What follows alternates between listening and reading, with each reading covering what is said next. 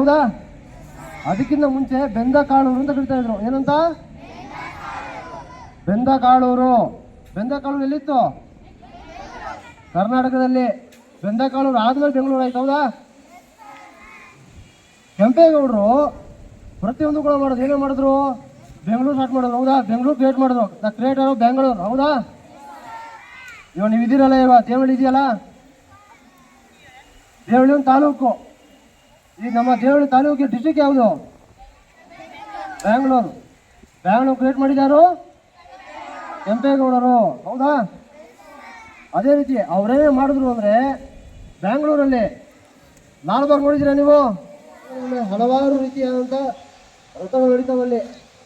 ಒಳ್ಳೆ ಪೂಜೆ ನಡೀತದೆ. ಒಳ್ಳೆ ದೊಡ್ಡ ದೇವಸ್ಥಾನ ಅದು. ಅದನ್ನು ಕಟ್ಟಿದಂಥ ವ್ಯಕ್ತಿಯವರು. ಅದೇ ರೀತಿ ಹಲವಾರು ದೇವಸ್ಥಾನ ಆಗಿರ್ಬೋದು, ಶಾಲೆಗಳಾಗಿರ್ಬೋದು, ಸಾಂಸ್ಕೃತಿಕ. ಅದೇ ರೀತಿ ಅವರು ಆಕ್ಟಿವಿಟೀಸ್ ಮಾಡಿಸ್ತಾ ಇದ್ರು. ಅವರಿಗೆ ಸಂಸ್ಕೃತಿ ಇದೆಯಲ್ಲ, ಸಂಸ್ಕೃತಿ ಬಗ್ಗೆ ನೀವು ಒಳಗಡೆ ನೀವು ಡಿಸಿಪ್ಲಿನ್ ಆಗಿರ್ಬೇಕು, ಈ ಥರ ಇರಬೇಕು, ಆ ಥರ ಇರ್ಬೇಕು ಹೇಳ್ತಾರೆ. ನಿಮಗೆ ಡಿಸಿಪ್ಲಿನ್ ಆಗಿರ್ಬೇಕು, ನೀವು ನೀಟಾಗಿರ್ಬೇಕು, ಈ ಥರ ಮಾತಾಡಬೇಕು ಜನರ ಜೊತೆ, ಟೀಚರ್ಸ್ ಜೊತೆ ಈ ಥರ ಇರಬೇಕು, ಅಪ್ಪ ಅಮ್ಮ ಜೊತೆ ಈ ಥರ ಇರಬೇಕು ಹೇಳ್ತಾರ. ಅದರಲ್ಲಿ ಜಾಸ್ತಿ ಸಿಸ್ಟರ್ ಇದ್ರು ಅವರು. ಸಂಸ್ಕೃತಿ ಆಕ್ಟಿವಿಟಿ, ಪ್ರತಿಯೊಂದು ಆಕ್ಟಿವಿಟಿ ಚೆನ್ನಾಗಿದ್ರು ಅವರು. ಜನರನ್ನ ಈ ಥರ ಮಾಡ್ಬೇಕು, ನಾನು ಆ ಥರ ಮಾಡಬೇಕು ಒಂದು ಹಠ ಇತ್ತು ಅವರಿಗೆ. ಹೌದಾ? ನಿಮಗೂ ಅದೇ ಹಠ ಇದೆಯಾ? ಇಲ್ವಾ ನಿಮಗೆ? ಅದೇ ರೀತಿ ಹಲವಾರು ಡೆವಲಪ್ಮೆಂಟ್ಸ್ ಮಾಡಿದ್ದಾರೆ ಅವರು ಬ್ಯಾಂಗ್ಳೂರಲ್ಲಿ. ಓಕೆ, ಅತ್ಯುನ್ನತ ನಾಯಕತ್ವದ ಗುಣಗಳನ್ನು ಅವರು ಹೊಂದಿದ್ರು. ಅವರು ಯಾರು ಹೊಂದಿದ್ರು? ನಾಡಪ್ರಭು ಕೆಂಪೇಗೌಡರು ಹಲವಾರು ಸಾಧನೆಗಳನ್ನು ಮಾಡಿದ್ದಾರೆ. ಹೌದಾ?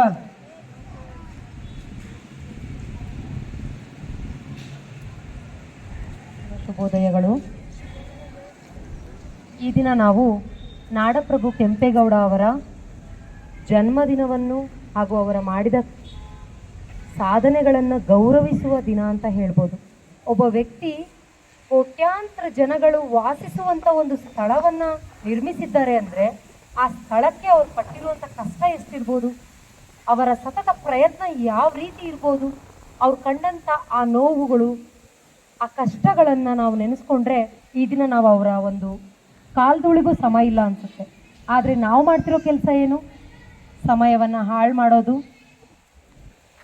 ಬೇಕಾದಾಗ ಎಲ್ಲಿ ಬೇಕಾದ್ರೂ ಓಡಾಡ್ಕೊಂಡು ಆರಾಮಾಗಿರೋದು, ಆಮೇಲೆ ಯೋಚನೆ ಮಾಡೋದು, ಅಯ್ಯೋ ನಾನೊಂಚೂರು ಓದಿದರೆ ಪಾಸ್ ಆಗ್ತಿದ್ನೇನೋ ಅಂತ. ಅವ್ರೇನಾದರೂ ಆ ದಿನ ನನಗೇನಕ್ಕೆ ಬೇಕು, ನಾನು ಯಾಕೆ ಬೆಂಗಳೂರು ಕಟ್ಟಬೇಕು, ನಮ್ಮ ಮನೆ ಕಟ್ಕೊಂಡು ನಾನು ಆರಾಮಾಗಿದ್ದರೆ ಸಾಕು ಅಂತಿದ್ದಿದ್ರೆ ಈ ದಿನ ಅವ್ರನ್ನ ನಾವು ಪ್ರತಿ ಶಾಲೆಯಲ್ಲೂ ಫೋಟೋ ಇಟ್ಟು ಪೂಜೆ ಮಾಡೋ ಅಂತ ಇರ್ತಿರ್ಲಿಲ್ಲ. ಆ ವ್ಯಕ್ತಿ ಈ ದಿನ ಇಲ್ಲ. ಬಟ್ ಎಲ್ಲರ ಮನಸ್ಸಲ್ಲೂ ಆ ವ್ಯಕ್ತಿ ಹೆಸರನ್ನ ರಚಿಸಿ ಹೋಗಿದ್ದಾರೆ ಅಂದರೆ ಆ ವ್ಯಕ್ತಿಗೆ ನಾವು ಇಲ್ಲಿಂದ ಬರೀ ಚಪ್ಪಾಳೆಯನ್ನು ಮಾತ್ರ ಕೊಡೋದಿಕ್ಕೆ ಸಾಧ್ಯ. ಚಪ್ಪಾಳೆ ಹೊಡೆಯೋದ್ರ ಮೂಲಕ ಅವರ ಜನ್ಮದಿನವನ್ನು ನಾವು ಆಚರಿಸೋಣ.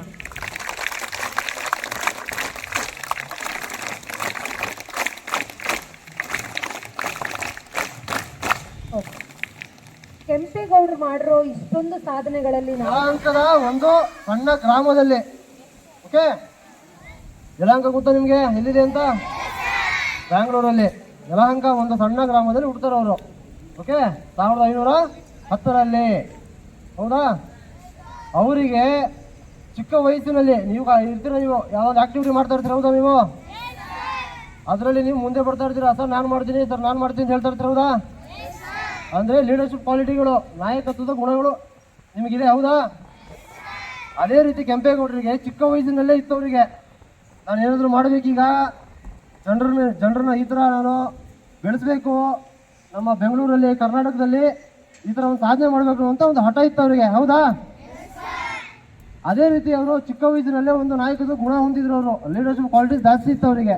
ಓಕೆ, ಅದೇ ರೀತಿ ಅವರು 1537ರಲ್ಲಿ ಎಷ್ಟು 1537 ಅದೇ ಹಠದಲ್ಲಿ ಅವರು ಕರ್ನಾಟಕದಲ್ಲಿ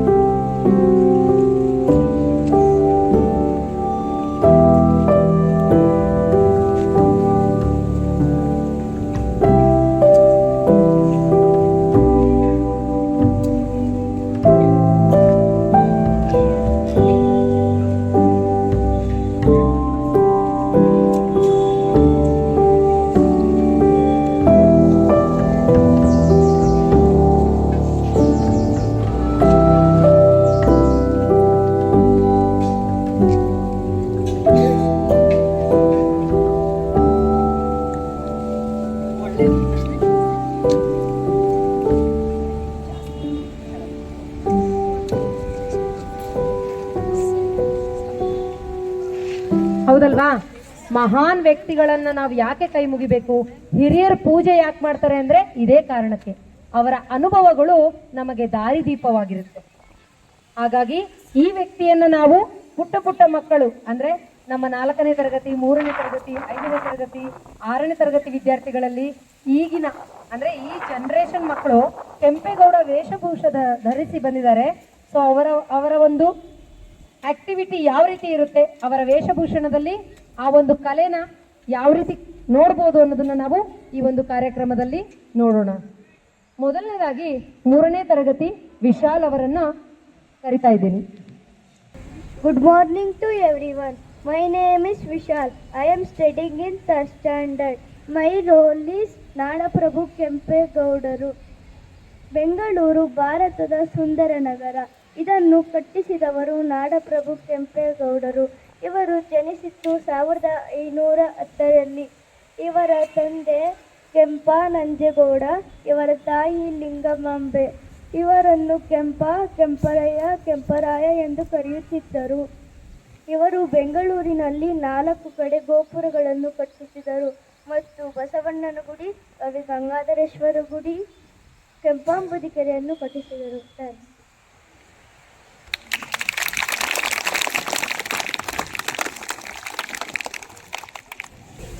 ಎಲ್ಲರಿಗೂ ಬೆಳಗ್ಗಿನ ಶುಭೋದಯ. ನನ್ನ ಹೆಸರು ಮೈತ್ರಿ. ನಾನು 3ನೇ ತರಗತಿಯಲ್ಲಿ ಓದುತ್ತಿದ್ದೇನೆ. ನನ್ನ ಪಾತ್ರ ಕಿತ್ತೂರು ರಾಣಿ ಚೆನ್ನಮ್ಮ. ಏನು ಕಪ್ಪ ಕೊಡಬೇಕೆ ಕಪ್ಪ, ನಿಮಗೇಕೆ ಕೊಡಬೇಕು ಕಪ್ಪ, ಕಬ್ಬು ತಿನ್ನಲು ಬಿಟ್ಟ ತಪ್ಪಿಗೆ ಕೂಲಿಯನ್ನು ಬೇರೆ ಕೊಡಬೇಕೆ ಏಕೆ?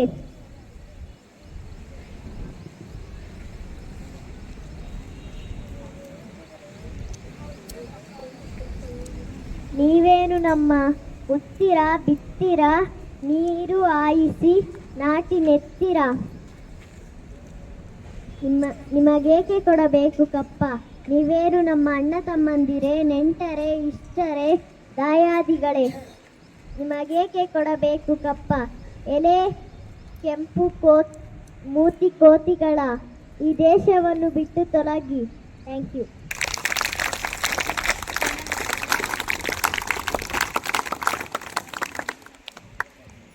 ನಾಲ್ಕನೇ ತರಗತಿ. Good morning everyone. My name is Shrishruth. I am studying in 4th standard. I am enacting like Kempegowda.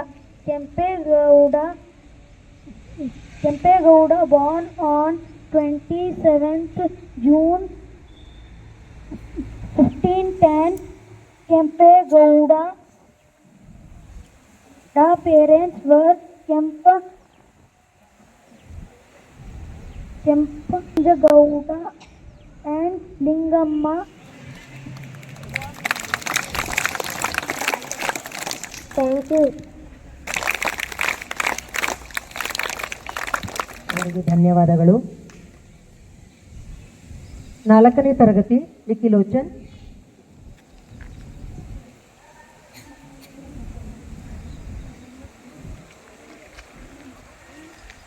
ಎಲ್ಲರಿಗೂ ಬೆಳಗಿನ ಶುಭೋದಯ. ನನ್ನ ಹೆಸರು ಲಿಖಿಲೋಚನ್. ನಾನು 3ನೇ ತರಗತಿ ಓದುತ್ತಿದ್ದೇನೆ.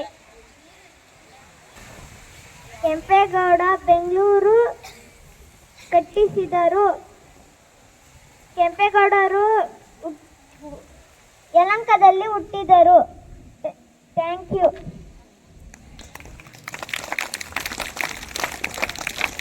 ನನ್ನ ಹೆಸರು ವಿನ್ಯಾಸ್. ಪ್ರಥಮವಾಗಿ ಕೆಂಪೇಗೌಡ ಜಯಂತಿಯ ಶುಭಾಶಯಗಳು. ಬೆಂಗಳೂರಿನ ನಿರ್ಮಾತಕರು ಕೆಂಪೇಗೌಡರು. ಕೆಂಪೇಗೌಡರು ವಿಜಯನಗರ ಅರಸರ ಸಮರ್ಥರಾಗಿದ್ದರು. ಅವರು 1510ರಲ್ಲಿ ಜನಿಸಿದ್ದಾರೆ. ಅವರ ತಂದೆ ಕೆಂಪನಂಜೇಗೌಡ, ತಾಯಿ ಲಿಂಗಮಾಂಬೆ. ದೇವನಹಳ್ಳಿ ಅಂತಾರಾಷ್ಟ್ರೀಯ ವಿಮಾನ ನಿಲ್ದಾಣಕ್ಕೆ ಅವರ ಹೆಸರು ಇಡಲಾಗಿದೆ. ಧನ್ಯವಾದಗಳು. Good morning everyone. Today is Kempegowda Jayanti. Kempegowda born in small village in Lanka. He built the Bengaluru. He was the king for Bengaluru. Thank you.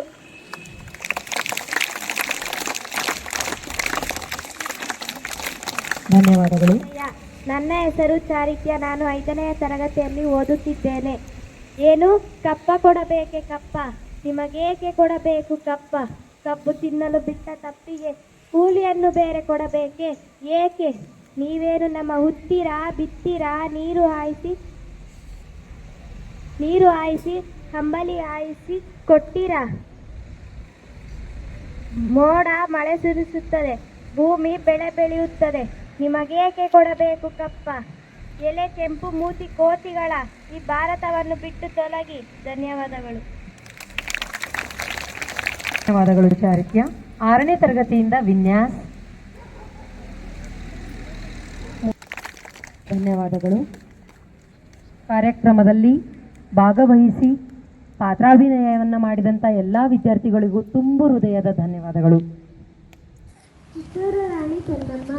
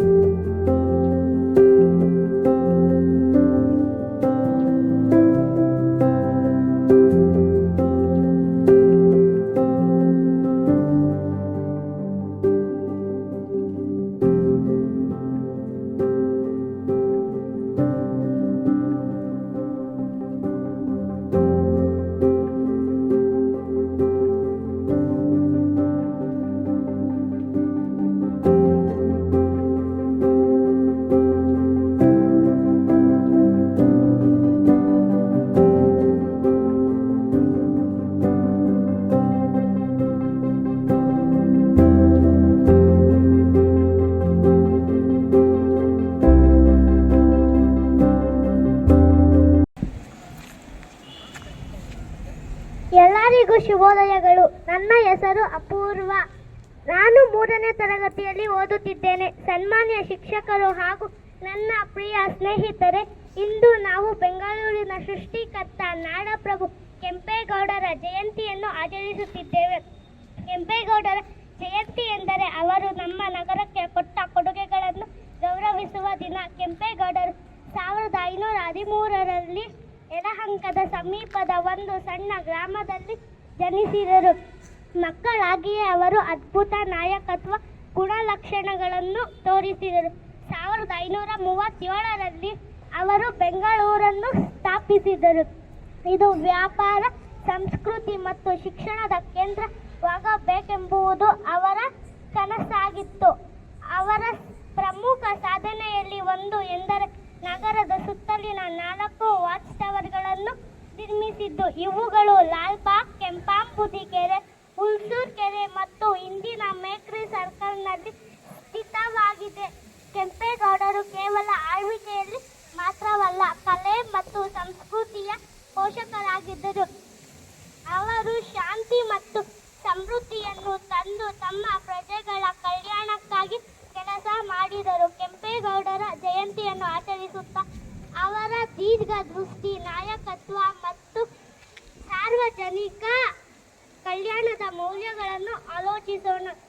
ನಮ್ಮ ಬೆಂಗಳೂರನ್ನು ತಮಗೆ ಈ ಸ್ವರೂಪ ಕೊಟ್ಟವರು ಕೆಂಪೇಗೌಡರು. ಅವರ ಕನಸು ಈಗಿನ ಬೆಂಗಳೂರು ಸಾಂಪ್ರದಾಯಿಕ ಹಾಗೂ ಆಧುನಿಕ ಮಿಶ್ರಣ. ಕೆಂಪೇಗೌಡರನ್ನು ಗೌರವಿಸುವುದರಲ್ಲಿ ನಾವು ನಮ್ಮ ನಗರ ಮತ್ತು ನಮ್ಮ ದೇಶವನ್ನು ಉತ್ತಮವಾಗಿಸಲು ಅವರಿಂದ ಪ್ರೇರಣೆ ಪಡೆಯೋಣ. ಧನ್ಯವಾದಗಳು.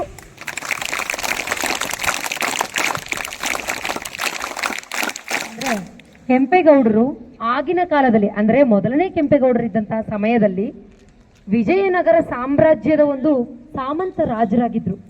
ಆ ರಾಜರಾಗಿದ್ದಂತಹ ಸಮಯದಲ್ಲಿ ಅವರಲ್ಲಿ ಮನಸ್ಸಲ್ಲಿ ಮೂಡಿದ್ದು, ನಾವು ಯಾಕೆ ಹಂಪೆ ಅಂತಹ ದೊಡ್ಡ ಸಾಮ್ರಾಜ್ಯದಂತ ಅಂದ್ರೆ ಸುಂದರವಾಗಿ ಕಾಣ್ತಿದ್ದಂತೆ ನಮ್ಮ ಬೆಂಗಳೂರು ಕೂಡ ಯಾಕೆ ಹಾಗಾಗಬಾರ್ದು, ಪ್ರತಿಯೊಬ್ಬರು ಕೂಡ ಗುರುತಿಸ್ಬೇಕು, ನಮ್ಮ ಭಾರತದಲ್ಲಿ ಇದು ಕೂಡ ಒಂದು ಪ್ರಮುಖ ನಗರ ಆಗಬೇಕು ಅನ್ನೋದು ಅವರ ಮುಂದಾಲೋಚನೆ ಆಗಿತ್ತು. ಹಾಗಾಗಿ ಪ್ರತಿಯೊಂದು ನಗರದಲ್ಲಿಯೂ ಕೂಡ ಅಂತಾರಾಷ್ಟ್ರೀಯ ಮಟ್ಟದಲ್ಲಿ ನಮ್ಮ ಬೆಂಗಳೂರು ಬೆಳವಣಿಗೆ ಆಗಬೇಕು ಅಂತ ತಿಳ್ಕೊಂಡು ಅದರ ಮುಂದಾಲೋಚನೆ ಇಟ್ಕೊಂಡು ಈ ಬೆಂಗಳೂರನ್ನು ನಿರ್ಮಿಸಿದ್ದು. ಅವರ ಬೆಂಗಳೂರಿನ ನಿರ್ಮಾತರಾಗಿದ್ದಂತಹ ಕೆಂಪೇಗೌಡರ ಒಂದು ಕನಸು ನನಸಾಗಿದ್ದು ಈ ಒಂದು ಕೆಂಪೇಗೌಡರ ಜಯಂತಿಯನ್ನು ಆಚರಿಸುವ ದಿನವಾಗಿ ನಾವು ಕಾಣ್ತಾ ಇದ್ದೀವಿ. ಅವರಲ್ಲಿ ಬಂದಂತಹ ಒಂದೇ ಒಂದು ಆಕಾಂಕ್ಷೆ ಅಂದರೆ ಪ್ರತಿಯೊಂದು ರಾಷ್ಟ್ರದಲ್ಲೂ ಕೂಡ ನಮ್ಮ ಬೆಂಗಳೂರನ್ನು ಗುರುತಿಸುವುದು. ಅದೇ ಈಗಿನ ಒಂದು ಟರ್ಮಿನಲ್ 2 ಅಂತ ಮಾಡಿದಾರಲ್ವಾ ಏರ್ಪೋರ್ಟಲ್ಲಿ, ಅದನ್ನು ಪ್ರತಿಯೊಂದು ಈಗ ಇತ್ತೀಚಿನ ದಿನಗಳಲ್ಲಿ ನಾವು ಕಾಣ್ತಿರುವಂತಹ ಧರೆಗಿಳಿದ ಸ್ವರ್ಗದಂತೆ ತಯಾರಿಸಿರುವಂಥ ಏರ್ಪೋರ್ಟ್. ಪ್ರತಿಯೊಂದು ರಾಷ್ಟ್ರದಲ್ಲಿಯೂ ಕೂಡ ಅಂಥದ್ದೊಂದು ಕಟ್ಟಬೇಕು, ಏರ್ಪೋರ್ಟನ್ನು ನಿರ್ಮಿಸಬೇಕು ಅಂತ ನಮ್ಮ ಬೆಂಗಳೂರಿನ ಏರ್ಪೋರ್ಟನ್ನು ಉದಾಹರಣೆಯಾಗಿ ಪಡ್ಕೊಳ್ತಾ ಇದ್ದಾರೆ. ಹಾಗೆ ನಾವು ಬೆಳೀತಾ ಇದ್ದೀವಿ. ನಮ್ಮ ಬೆಂಗಳೂರನ್ನು ಬೆಳೆಸೋಣ, ಅದನ್ನು ನಾವು ಯಾವತ್ತೂ ಕೂಡ ಕಳ್ಕೊಳ್ಳದೆ ಇರೋ ಥರ ನಡ್ಕೊಳ್ಳೋಣ, ಮುಂದೆ ಸಾಗೋಣ ಅಂತ ಹೇಳ್ತಾ